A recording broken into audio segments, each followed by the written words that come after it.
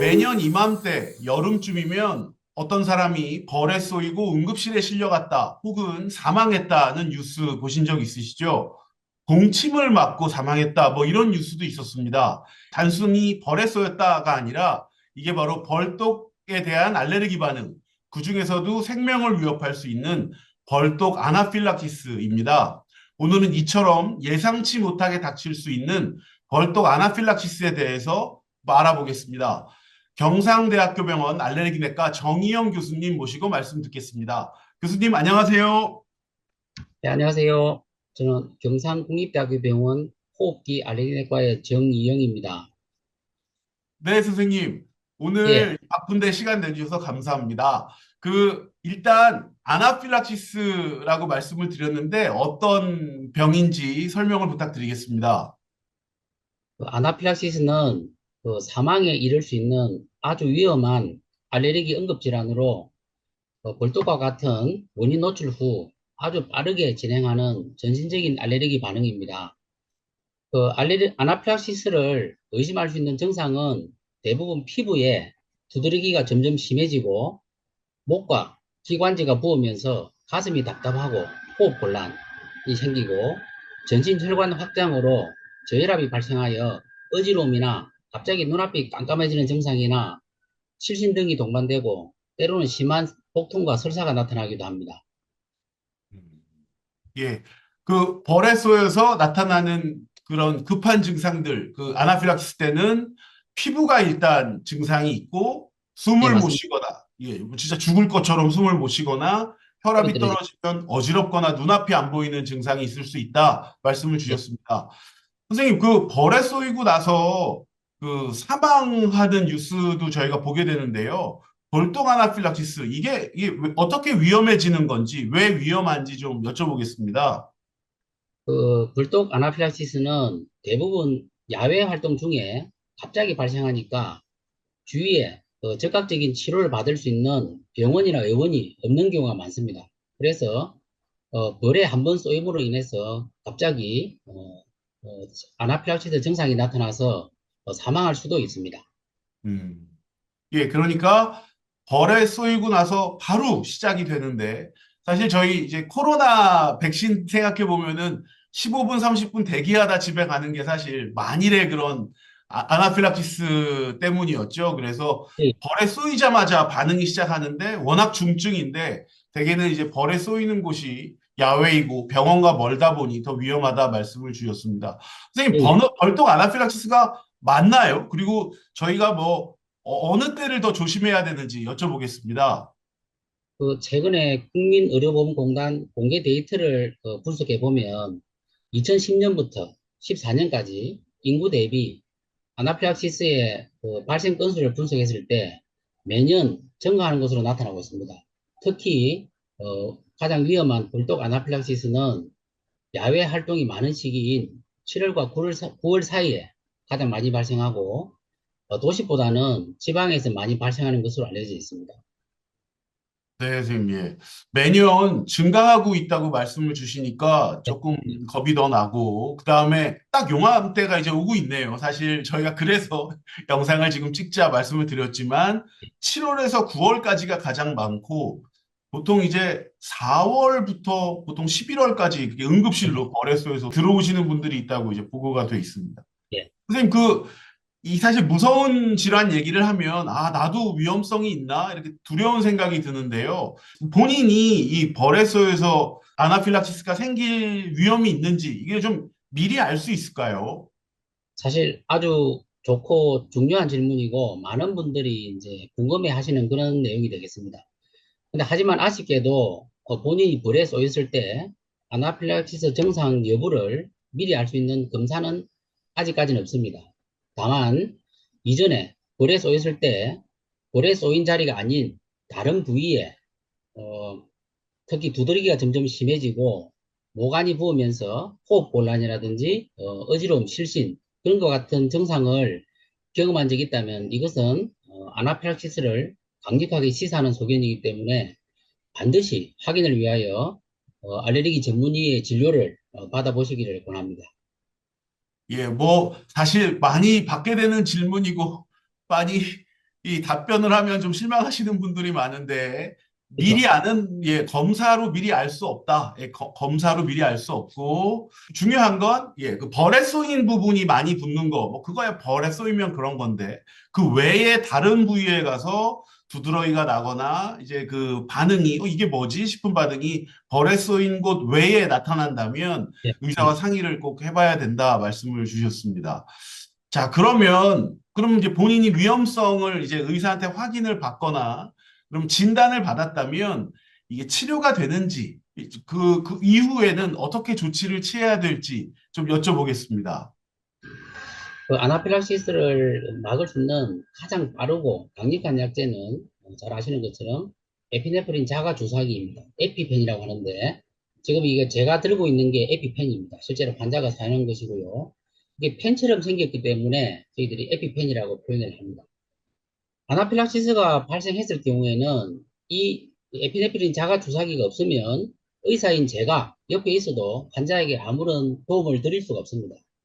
그래서 아나필락시스 환자는 반드시 의사에게로부터 에피펜을 처방을 받고 항상 휴대하시고 그 다음에는 또 중요한 것은 사용법을 반드시 알고 계셔야 됩니다. 그리고 또 경우에 따라서는 이 아나필락시스가 너무나 갑자기 급격하게 생겨가지고 환자가 이 에피펜을 맞기도 전에 실신을 하는 경우가 종종 있습니다. 그래서 항상 그 벌초라든지 이런 벌에서 올 수 있는 위험한 상황에 가시면 주위 동료들에게 이 에피펜을 사용할 수 있는 방법을 미리 알려주고 혹시 본인이 그런 상황에 닥쳤을 때 이 에피펜을 맞고 응급실에 갈 수 있도록 주위 사람들에게 주는 것도 아주 중요한 방법이 되겠습니다. 아, 예, 선생님. 그 진짜 의사가 옆에 있어도 에피네프린 자가주사기가 없으면 의미가 없다라고 말씀하신 게 되게 확 와닿습니다. 응급실에 가야 되는 병이고요. 맞습니다. 응급실에 가기 전에 진짜 의식을 놓고 사단이 날 수 있기 때문에 에피네프린 자가주사기, 에피펜이라고 저희가 많이 부르는데 현재 지금 국내에 들어와 있는 건 이제 잭스트라는 제품이 한 가지 종류가 이제 들어와 있습니다. 그래서 그 사용법을 알아야 예. 되고 필요한 경우에 주변에도 알리라고 말씀을 주셨습니다. 자, 그러면 이 에피네프린 자가주사기, 나도 겁이 나는데 좀 뭐 사볼까 하시는 분들도 있을 것 같아요. 아무나 쓸 수 있는지, 어느 타이밍에 언제 써야 되는지 조금만 자세히 여쭤보고 싶습니다. 그 에피네프린 자가 주사기는 이거는 주사이기 때문에 절대로 그 환자분은 본인 스스로 이 약제를 구입할 수가 없습니다. 반드시 에피네프린 자가 주사기는 의사의 진단과 처방이 있어야 받을 수 있습니다. 그리고 이 에피네프린 자가 주사기 에피펜은 불에 쏘인 후에 기본적으로 전신에 두드러기가 생기면서 점점 심해집니다. 그러면서 가슴이 답답하거나 숨이 차고 또는 아까 말씀드렸듯이 어지럽고 눈앞이 갑자기 깜깜해지고 쓰러진 경우가 있을 때는 반드시 쓰러질 것 같은 느낌이 들 때는 반드시 에피펜을 즉시 사용해야 되고요. 사용 방법은 뭐 동영상 같은 데 보시면 잘 나와 있겠지만 바지를 입은 상태에서 급하니까 바지를 입은 상태에서 바깥쪽 허벅지에 이 주사를 찌르시고요. 거죽 주사하는 겁니다. 그리고 10초간 유지를 하셔야 됩니다. 왜냐하면 충분한 에피네프린이 몸에 들어갈 수 있도록 10초간 유지를 하셔야 되고요. 그 다음에는 119를 불러서 빨리 응급실로 가는 것이 가장 중요한 처치법이 되겠습니다. 예, 선생님. 정확히 말씀 주셨습니다. 그러니까 아무나 쓸 수는 없다는 말씀. 그러니까 의사의 처방을 받아서 어, 구매를 해야 되는 그런 주사 약제라는 말씀 주셨고, 워낙 에피네프린은 그 119 구급 대원들도 보통은 의사 가이드를 통해서 사용하는 이 위험성이 의사의 정확한 처방이 필요한 약이다 말씀을 주셨고, 다만 환자 같은 경우에 필요성이 있어서 처방을 받았다면 뭐 두드러기가 나고 좀 이상하다 싶으면 과감하게 사용을 빨리 하고 응급실로 가야 된다. 이렇게 두 가지를 강조를 주셨습니다. 선생님 보통 이제 뭐 벌떡 아나필락시스 뭐 있으면 이거는 알레르기 체질이신 거죠. 되게 그런 분들이 천식이나 비염도 있고 그러신데요. 이 같은 알레르기 질환이다 보니 이 좀 뭐 추가적인 조치가 알레르기에 대해서 필요한가 좀 궁금증이 듭니다. 천식이나 비염 같은 거는 이 아나필락시스 때 더 위험할 수 있을지 여쭤보고 싶습니다. 네, 맞습니다. 그 천식하고 비염과 같은 호흡기, 갑자기 이제 숨을 못 쉴 수 있는 천식 같은 경우에는 이런 아나필락시스가 발생하면 상당히 위험해질 수가 있습니다. 그래서 이제 특히 천식 있는 환자가 아나필락시스가 발생하면 그 호흡 곤란이 훨씬 심해지고 호흡 정지라든지 사망을 할 수 있는 위험이 훨씬 더 증가하기 때문에 평소에 천식 있는 환자들은 천식 치료를 좀 더 철저히 해야 아나필락시스가 발생했을 경우에 위험을 최소화할 수가 있습니다. 예, 그래서 아나필락시스가 의심되거나 위험성이 있거나 진단받으신 경우에는 천식 여부 확인받고 필요한 경우에 좀 더 보수적으로 약을 쓰는 쪽으로 관리를 하셔야 된다 말씀 주셨습니다. 선생님, 벌에 안 쏘여야 될 것 같습니다. 여러 가지가 무섭고 고려할 것도 많고 벌에 안 쏘이려면은 어떻게 해야 되나요? 어떻게 보면 제일 중요한 질문이죠. 어, 벌독 아나필락시스가 많이 발생하는 계절이 저번에도 말씀드렸지만 벌초 등과 같이 야외 활동이 많은 시기고요. 7월과 9월 사이입니다. 그래서 조금 걱정이 되시는 분들은 7월과 9월 사이에는 되도록이면 야외 활동을 자제하는 것이 좋습니다. 하지만 그렇게 하기는 쉽지는 않으니까 아나필락시스가 있는 환자는 특히 이 시기 야외에서는 벌을 유인하고 자극할 수 있는 당도가 높은 음식이나 음료수, 또 향이 진한 화장품이나 향수 등은 피해야 하고 짧은 옷보다는 긴 옷을 입는 것이 좋습니다. 그리고 맨발로 다니는 것보다는 신발을 신고 다니는 것이 좋습니다. 또 벌의 천적인 곰과 오소리 등과 비슷한 검정색이나 갈색 옷은 이 벌의 공격성을 증가시킬 수 있기 때문에 피하는 것이 좋고요. 되도록이면 초록색이나 노란색의 옷을 입는 것이 좋습니다. 그리고 벌집이 발견되면 본인이 직접 제거하지 말고 빨리 119에 신고하는 것이 위험을 최소화할 수 있는 방법이 되겠습니다. 네, 아유, 그 상세한 말씀 감사합니다. 그 벌에 안 쏘이는, 그러니까 일반적으로 다 잘 알고 계시는 것들을 하되, 워낙 그 벌, 또 아나필락시스가 있다면, 야외 활동 조금 조심하고 하시게 되면 꼭 에피네프린 자가주사기를, 예, 예. 실온 보관이기 때문에 항상 휴대하고 다니시는 거를 말씀을 드립니다. 자, 에피네프린 자가주사기, 뭐, 가장 중요한 약 같습니다. 그 관리는 어떻게 하고, 뭐, 점검은 어떻게 하는지 한번 여쭤보겠습니다. 어쨌든 제일 중요한 것은 그 에피펜은 항상 휴대를 하셔야 되고요. 다행히 그 실온에서 보관하시면 됩니다. 그리고 이제 이 아나필락시스가 자주 발생하는 것이 아니기 때문에 이제 에피펜의 유통기한이 중요한데 보통은 1년 정도 됩니다. 그래서 이제 특별한 일 없이 넘어갔다 하시더라도 유통기한이 넘어가시면 새 거로 바꾸시는 게 좋고요. 다만 이제 유통기간이 조금 지났는데 불독 아나필락시스가 많이 생기는 7월과 9월 사이이고 또 외관상 에피펜에 이제 문제가 없다 그러면 이 시기에 응급 상황에서는 사용이 가능합니다.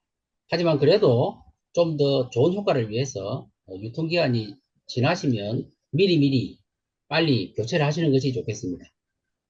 예, 선생님. 아주 그 민감한 문제도 짚어주셨습니다. 그 우리나라 제품들이 수입이 되기 때문에 유통기간이 되게 들쭉날쭉합니다. 그러니까 처방 받았는데 뭐 한 6개월밖에 안 남는 경우도 있고 뭐 운이 좋으면 1년 이상 남는 경우도 있고 한데 하여튼 유통기간 지난 약을 쓰라는 말씀은 아니고 다만 피치 못할 경우에는 활용을 하는 게 더 안전할 수 있다. 그래서 네, 4월부터 11월이니까 그 봄쯤에 오셔서 하나를 이제 구매를 하셔서 1년 정도 쓰시면 되지 않을까 말씀을 드립니다.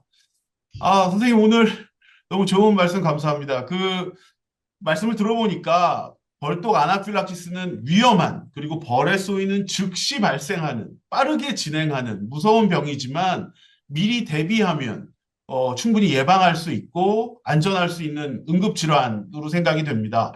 한 번이라도 벌에 쏘이신 다음에 쏘인 곳 말고도 이 발진이나 두드러기가 약하게라도 나타났으면 전문의를 찾으셔서 꼭 상의해서 진단을 받고 위험성을 평가받고 필요한 경우에 에피네프린 자가주사기를 항상 휴대하시는 게 필요하겠습니다. 특히 4월부터 11월, 7월부터 9월이 가장 많이 위험한 때고 이런 준비가 생명을 지킬 수 있습니다. 제가 외래에서 환자분들한테 자주 드리는 말씀인데 에피네프린 자가주사기가 없어서 후회하시는 분은 많이 보지만 있어서 후회하는 분은 한 번도 본 적이 없습니다. 의심되시는 분들은 정확히 진단 받으시고 필요하신 분들은 항상 소지하시고 사용법을 익히시기 바랍니다.